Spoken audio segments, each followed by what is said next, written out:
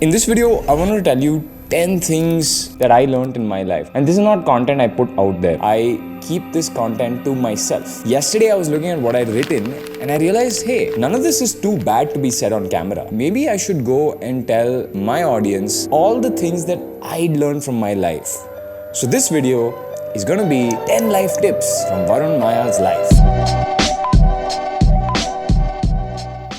So before I get to the tips, I want to tell you that this is not all just business stuff. Some of it is, but it's mostly life stuff. It's mostly personal stuff, things I've learned in my personal life. Tip 1, make sure you brush your teeth twice a day and also make sure you floss. Now I'm sure you heard this advice like a million times from your dentist, you probably heard it from your parents, you've probably seen it on TV, but I've actually learned it the hard way. So genetically, my family and I have very crisscross teeth. One tooth in the front, one tooth in the back. You can see it here, I guess. So the problem with that is that food particles can get stuck in between the teeth because of course they're in weird crisscross shapes. And the problem with that is that big bad bacteria can come and start chewing on that food. While they're chewing on the food, they also start eating through your teeth. For the first few years of my life, I really didn't care. But that caught up to me and I started having a lot of cavities. I had to have like almost 4 root canals. So it's not the most fun place to be. Luckily, when you get your tooth root canaled, it's like a permanent crown that they put on. You can't tell the difference between a real tooth and a fake tooth. But yeah, I wish I'd been more regular brushing my teeth. Over the last year, I've been brushing and flossing